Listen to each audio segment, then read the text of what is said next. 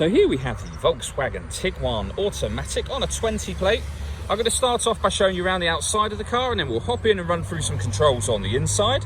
But from the outside, you can see it's a 5-door car with alloy wheels. Let's start off inside the boot and then work our way around the rest of it from there. As we approach the boot, you can see we have reversing sensors, plenty of boot space as well, along with the 3 individually folding rear seats should you wish to increase this space even further. And then underneath this tray section, a space saver spare wheel. Okay, so we're just going to work our way back round to the front of the car, and then we'll hop in and run through some controls on the inside. But now that we've done a full circle of it, you can see it's in excellent condition the whole way round. Just briefly before we climb in, I think it's well worth seeing the interior from this exterior point of view. There's plenty to run through on the dashboard, so let's hop in and we'll do that right now. Okay, now that we're inside the car, we're going to start with the dials. On the left-hand side, we have the Rev Counter, and on the right-hand side, the Speedometer and fuel gauge. In the middle, you can see the total miles for this car, which is 7,856. In that section, we also have a digital readout for the speedometer as well. You can change information that's displayed there by using the buttons on the steering wheel. So we have the driving data menu that we're on at the moment, which is what gives you fuel economy information and various other trip computer bits, as you can see. But there are other menus available as well. So assist systems, navigation, audio, telephone, vehicle status, and then back round to where we started a moment ago.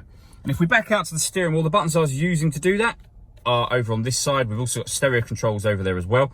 On the left-hand side, the stereo controls continue, as well as cruise control.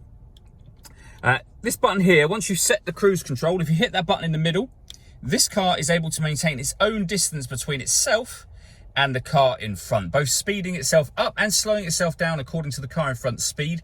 We've done a video showing this working, which you can find on our website and also on our YouTube channel.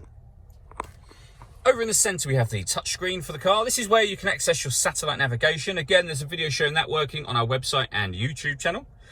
In the middle, we have the main stereo system. So firstly, we're on the radio menu at the moment. You can see this car has got DAB, FM and AM radio. If you want to listen to your own music, you can do. Hit the media button, hit source, and then you can see just there you've got Bluetooth audio, for example, auxiliary input, USB inputs. So plenty of ways to listen to your music in this car. We've also got a full colour reversing camera with guidelines showing you what direction the car is headed in relation to the image that's being shown on the screen. So it does make this car very easy to park as well. Working our way down, we have dual zone climate control. So you can adjust the passenger and driver temperatures, the fan speed up and down. You can determine where within the car you'd like the air to be distributed. When you're happy with those settings, this button turns the air conditioning on and off. So it's on at the minute, off, or back on again, or hit auto.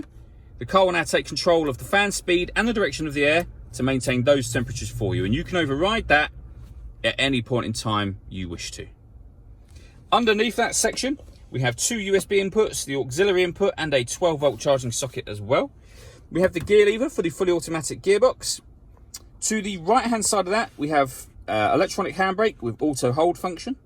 And then to the left-hand side, we have these 3 buttons here. This one turns off the stop and start. This car's designed to cut out when it's stationary in traffic to save you fuel. I've just turned that system off.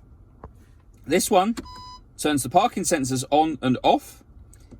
And this one will turn on the autonomous parking for this car. Again, there are videos that show how this system works, which you can find on our website and on our YouTube channel. All that leaves me to say is thank you for taking the time to watch this video.